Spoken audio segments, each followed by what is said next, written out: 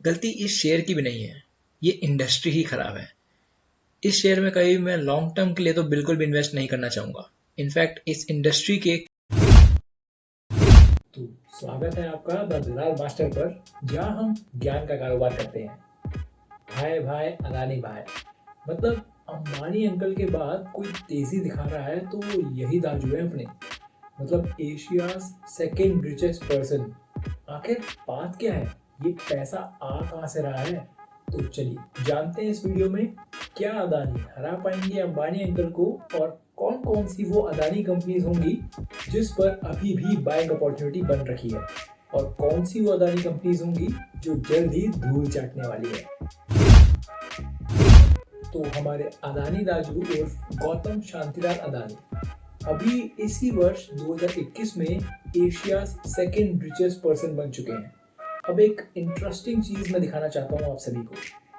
अगर हम 2019 और 2020 की टॉप एशिया रिचेस्ट पर्सन की लिस्ट देखें तो हमारे अंबानी अंकल, वही जियो वाले, 2019 में नंबर 1 पर थे, और फिर 2020 में जैक मा आ गए।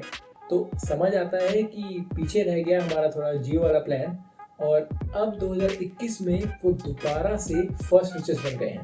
पर अगर हम दूसरी साइड अदानी दाजू की परफॉर्मेंस देखें तो 2019 में वो अच्छा, तो वो टॉप 30 में तो थे ही नहीं। चलिए कोई नहीं, 2020 में देख लेते हैं। हैं 2020 में भी नहीं है वो इस लिस्ट में, और अब 2021 में सीधा ही सेकेंड रिचेस्ट पर्सन। वाह, मतलब कितने ही हार्डवर्किंग रहे होंगे नहीं, जो इतने कम टाइम में इतना ज़्यादा वेल्थ क्रिएट कर ली उन्होंने। और वेल्थ क्रिएशन की बात करें तो इन्होंने Warren Buffett, Elon Musk, Jeff Bezos सबको पीछे छोड़ दिया है इस वर्ष। वैसे स्पॉटलाइट में आने का फ़ायदा भी होता है और नुकसान भी, क्योंकि फ़ायदा ये है कि लोग आपकी मेहनत को पहचानते हैं, आपको जानते हैं। नुकसान ये होता है कि कुछ लोग आपकी मेहनत में ही नुक्स निकालना शुरू कर देते हैं।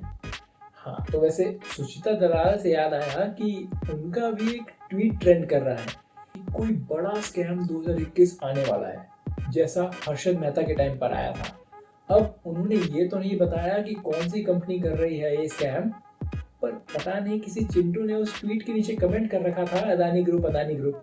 ये चिंटू भी ना। अच्छा, अगर आपने हर्षद मेहता स्कैम की वीडियो नहीं देखी है तो उसे ज़रूर देखना, क्योंकि वो तो एक अलग ही लेवल का स्कैम था। लिंक मैंने डिस्क्रिप्शन में डाल दिया है। तो अदानी की 6 कंपनीज हैं जो स्टॉक एक्सचेंजेस पर लिस्टेड हैं, namely Adani enterprise, Adani transmission, Adani power, Adani gas, Adani ports, Adani green energy, Adani Adani बहुत अदानी इनके नाम में है। और इन 6 कंपनीज के अलावा अदानी की 7वीं कंपनी अदानी विल्मार भी जल्द ही अपना 7500 करोड़ का आईपीओ ला सकती है, जिसके famous edible oil brand Fortune के बारे में तो आप सभी ने सुना होगा। और जैसा कि आप सही समझे हैं, ये कंपनी फूड बिजनेस में ही कारोबार करती है, और सुर्खियों की माने तो जल्द ही ये अपना draft red herring prospectus SEBI के पास सबमिट करेगी, यही कुछ जून एंड या जुलाई में।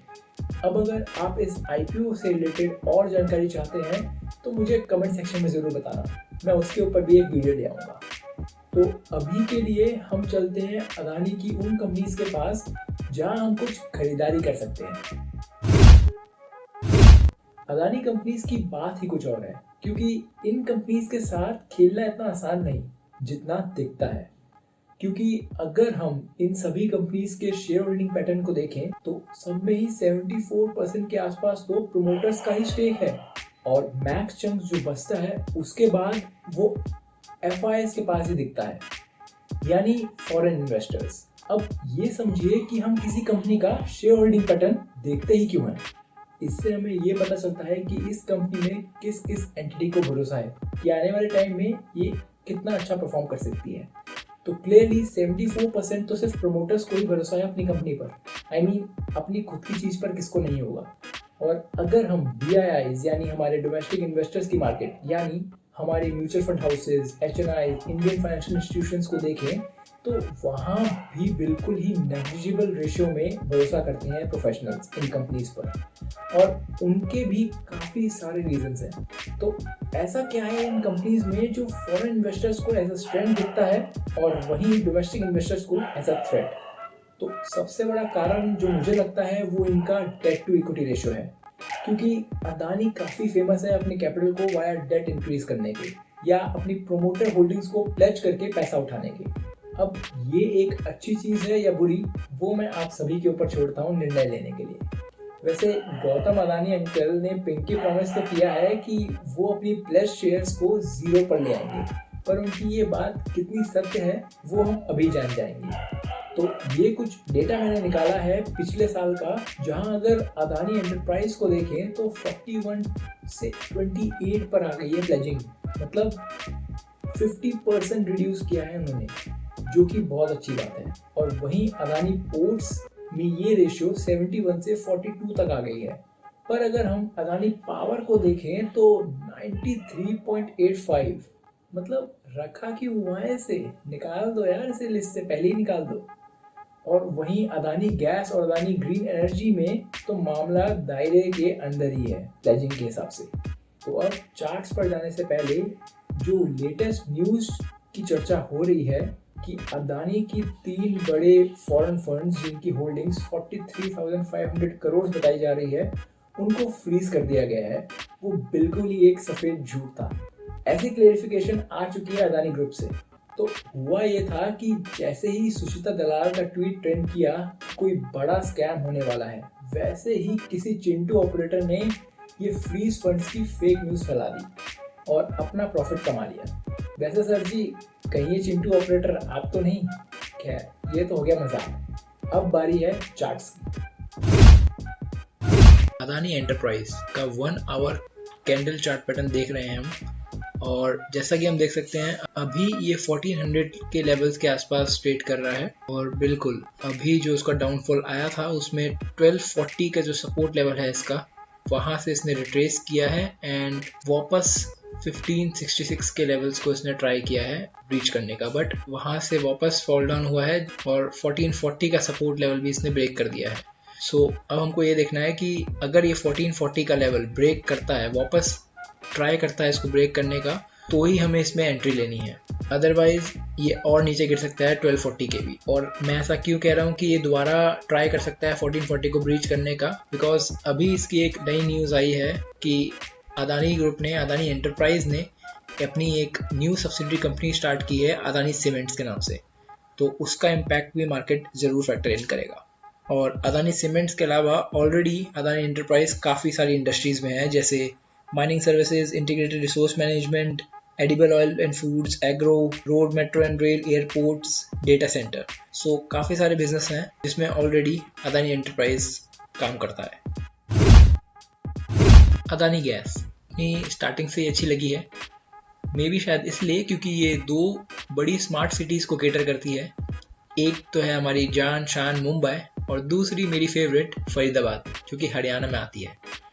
तो अभी हम इसका चार्ट पैटर्न देख रहे हैं और साफ साफ हमको नज़र आ रहा है कि एक बहुत ही प्यारा नेगेटिव डाइवर्जेंस बन रखा है इसमें रिसेंटली। और अगर हम इसका RSI देखें तो वो भी नियर 64 के आसपास चल रहा है। दैट मीन्स अभी तो इसका डाउन ट्रेंड स्टार्ट ही हुआ है एंड जब तक ये 956 के लेवल्स तक नहीं आ जाती तब तक मैं तो यही सजेस्ट करूँगा कि इस स्टॉक से दूर रहो। और जैसे ही ये 1000s के लेवल के नीचे आती है वैसे ही हम इसमें कुछ बाइंग अपॉर्चुनिटी देख सकते हैं। मोस्ट प्रोबेबली इसके जो नेक्स्ट क्वार्टर के रिजल्ट्स आएंगे उसके आसपास मेरे हिसाब से ये एक अच्छी बाइंग पोजीशन पर होगा। अदानी ग्रीन एनर्जी, अगर सच बताऊं तो सबसे ज़्यादा अच्छी जो कंपनी मेरे को लगती है वो यही लगती है, क्योंकि पूरे स्टॉक एक्सचेंज में कोई ऐसी कंपनी नहीं है जो इतना अच्छा काम कर रही हो, दैट इज़ रिन्यूएबल एनर्जी को बढ़ावा दे रही हो। और इस स्टॉक पर तो मैं हमेशा से ही बुलिश था और हमेशा रहूँगा, क्योंकि आप इसके क्वार्टरली रिजल्ट्स देख लो, आप इसका शेयर होल्डिंग पैटर्न देख लो, सब में बुलिश स्ट्रेंथ ही नज़र आती है। और जिस तरह इसको कॉन्ट्रैक्ट्स मिल रहे हैं और मिलते गए हैं अभी तक, उसके अकॉर्डिंग आने वाले सालों में तो इसकी बैलेंस शीट और भी ज़्यादा स्ट्रॉन्ग बनने वाली है। तो इस कंपनी में तो आप बिल्कुल निवेश कर सकते हैं। हाँ, अभी हालांकि ये थोड़ा डाउन ट्रेंड में दिख रही है, बिकॉज सुचिता दलाल का ट्वीट ट्रेंड किया था और उसके बाद जो फेक न्यूज़ फैली थी फ्रीज फंड्स की, उसी के वजह से सारी अदानी कंपनीज पर ये इफेक्ट आया है। पर मुझे लगता है कि जल्दी अदानी एनर्जी अपने 52 वीक हाई को ब्रेक कर सकती है। बने रहिए स्टॉक में, और अगर आपने एंट्री नहीं ली है तो अभी एक बहुत अच्छी अपॉर्चुनिटी है इसमें एंट्री लेने के लिए due to the down trend. Adani power, अब इस शेयर के बारे में मैं क्या ही बताऊं, मतलब गलती इस शेयर की भी नहीं है, ये इंडस्ट्री ही खराब है।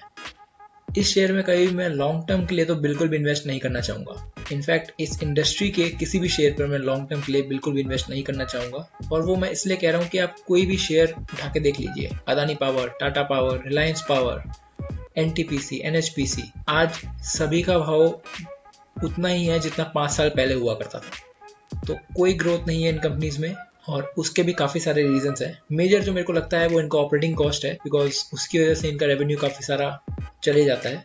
और सिर्फ इस बात पे, इस शेयर पे इन्वेस्ट करना कि इसने हमको 3 गुना से 4 गुना रिटर्न दिए हैं विद इन दिस ईयर, मैं बिल्कुल भी नहीं मानता कि ऐसे शेयर्स में हमको इन्वेस्ट करना चाहिए। हाँ, अगर हमको पोजिशनल ट्रेड लेना है या फिर शॉर्ट टर्म ट्रेड लेना है तो उसके लिए बिल्कुल ये शेयर रिकमेंडेड है, बट लॉन्ग टर्म पोजिशंस के लिए please stay away from this share. हालांकि अभी एक ताज़ी न्यूज़ इसके बारे में ये आई थी कि अदानी ग्रुप इस कंपनी को डीलिस्ट करवा सकता है स्टॉक एक्सचेंजेस से, उसी की वजह से आपने इतना ज़्यादा इसमें मूव देखा है। बट क्योंकि अभी अदानी ग्रुप की कंडीशन अच्छी नहीं चल रही है तो आप देख सकते हैं बिल्कुल इसका भी डाउन ट्रेंड स्टार्ट हो चुका है, और जल्दी आप इसमें 90s के नीचे 60s के लेवल भी देख सकते हैं अगर ये कंपनी जल्दी डीलिस्ट नहीं हुई तो। अदानी पोर्ट्स, तो ये कंपनी तो मेरे को अच्छी लगती ही है, और जिस तरह इस कंपनी ने एक रूखी सूखी जगह को इंडिया का सबसे बड़ा प्राइवेट मुंद्रा पोर्ट बना दिया, उसकी वजह से मुझे ये कंपनी बहुत अच्छी। और मुंद्रा पोर्ट ही नहीं, इनके पास इंडिया में बहुत सारे पोर्ट्स हैं जिनसे इनको काफ़ी अच्छा रेवेन्यू आता है, तो इसकी बैलेंस शीट भी काफ़ी स्ट्रांग है। हाँ, अभी इसने 900 के आसपास अपना ऑल टाइम हाई बनाया था, और उसके बाद से इसने अपना डाउन ट्रेंड स्टार्ट किया है, जैसे बिल्कुल बाकी अदानी कंपनीज की तरह। और अगर हम देखें तो उसने जो अपनी बहुत लंबी सपोर्ट लाइन बना रखी थी वो भी ब्रेक कर दी है, और उसके बाद जो 685 के लेवल्स का सपोर्ट जोन था वो भी इसने ब्रेक कर दिया है रिसेंटली, एंड अब मुझे लगता है कि ये 500 के लेवल्स भी दिखा सकता है, तो उसके आसपास ही हम इसमें कुछ इन्वेस्टमेंट की सोचेंगे। तो ये हमने पूरी चर्चा करी विस्तार से सारी अदानी कंपनीज के बारे में, एंड आई होप आपको इससे थोड़ा ज्ञान मिला होगा कि कहाँ कारोबार करना धनी होगा और कहाँ चौपट है। वैसे सेबी ने अपनी जांच शुरू कर दी है इन सारी अदानी कंपनीज के ऊपर उस एक ट्वीट के बाद, और अगर वहाँ से भी कोई बड़ी न्यूज़ आती है तो हम जल्दी मिलेंगे उसके साथ। अब अगर आप मुझे पर्सनली कनेक्ट करना चाहते हैं तो आप मुझसे इन आईडीज पर कनेक्ट कर सकते हैं। करते रहिए मेरी वीडियोस को शेयर, और इस चैनल को सब्सक्राइब करना मत भूलना। आगामी विदोमम तम्मे मलिसु, तब तक के लिए गुड बाय।